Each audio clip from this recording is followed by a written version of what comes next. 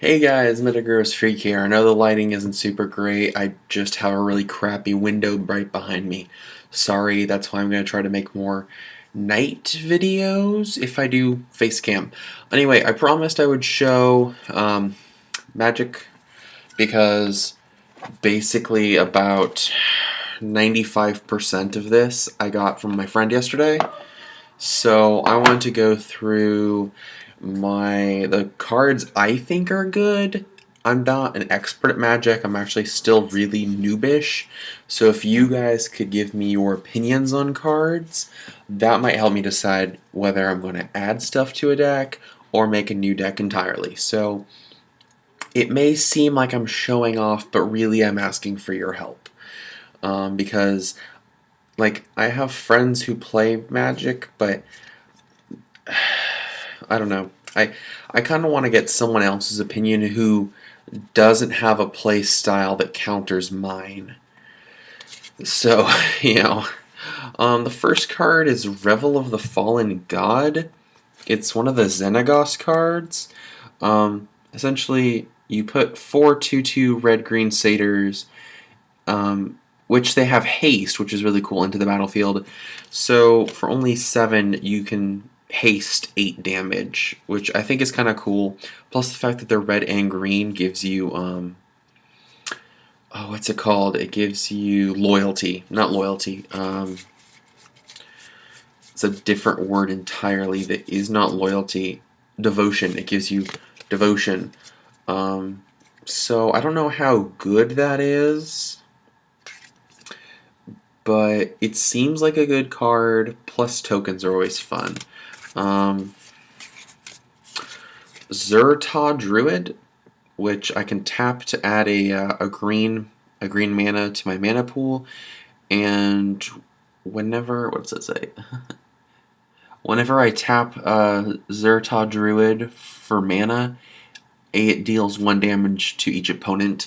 Considering he's a 1/1 for 2, that's not super amazing.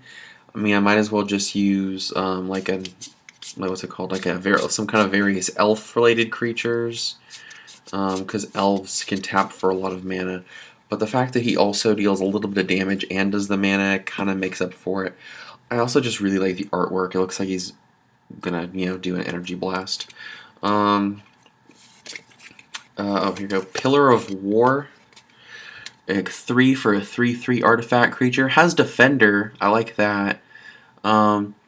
And then as long as Pillar of Pillar of War is, what does it say? Enchanted. It can attack as though it didn't have Defender. I think that's kind of just interesting.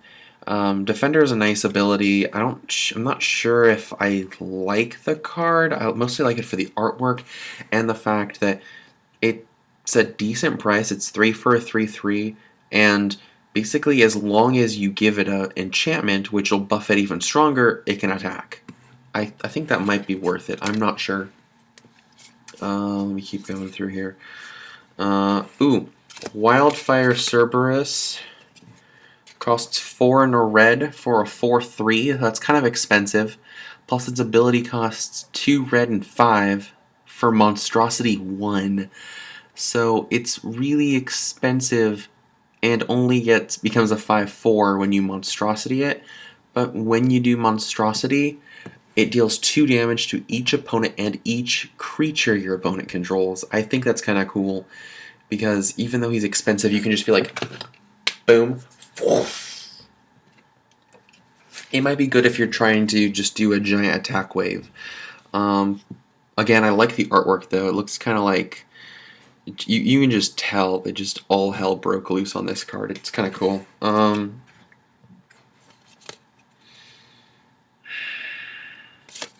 Oh yeah, I have 2 copies of Riddle of Lightning, which is I think is a cool card.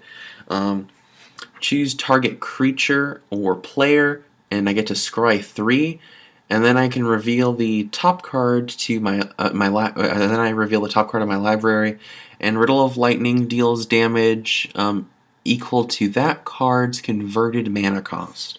So since Riddle of Lightning costs 5, I would assume that means I get to scry 3, and then let's just say the next card I have is Nemesis of Mortals, which actually that costs 6, so I would assume that means I'd get to deal 6 damage. That seems worth it. Plus I get to scry 3, which is cool, and that basically means I get to decide what my next card is plus damage. I don't know. That's my opinion. Remember, I am asking for your advice on this because I'm not familiar enough with all these cards to make these amazing decisions. Weapon Surge is really cool. For 1, I can give a creature 1/0 and First Strike, which I like that.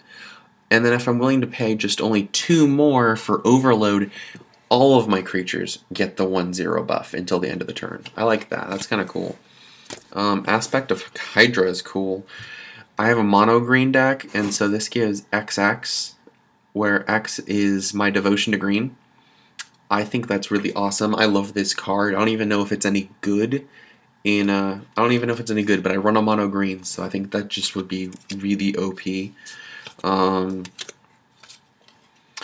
Nemesis of Mortals, it costs 1 less to cast for each creature in my graveyard, which I run a lot of weaker monsters because I swarm a lot.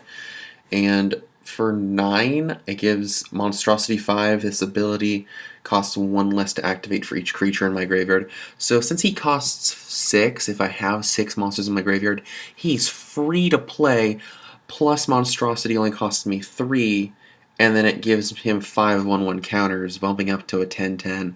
That's really awesome. I'm probably going to put that in my mono green if I can find space. I run 4 Howl of the Night packs, so I might end up changing that around. Nyla's Disciple, I got 2 of those. I'll read on this one. When Nyla's Disciple enters the battlefield, I gain life equal to my devotion to green. For 4, it's a 3/3, plus I get to heal, and I run a mono green. So that's cool. I'm probably going to put that in. There's just a lot of cards in here. I did mention Garruk's Horde, which is trample, and I basically play with the top card of my deck face up, and I can cast it as if it were in my hand, the top card. So if the top card of the deck, if it's a creature card, I can play it as if it were in my hand, like, because if I have enough mana. It's kind of cool. Okay, the last card I had a question about, because I don't want to keep this video too long, it's already 8 minutes, is Humbler of Mortals. It costs 6 for a 5/5, and it has Constellation. Whenever Humbler of Mortals or another enchantment enters the battlefield, creatures you control gain trample until the end of the turn. That sounds pretty cool, but I'm not sure. Obviously, I don't know enough strategy to know how good these cards are. To me, like Garruk's Horde, 7 for a 7/7, and its ability, that sounds great, but I don't know if it's worth putting in a mono green or a green red or not.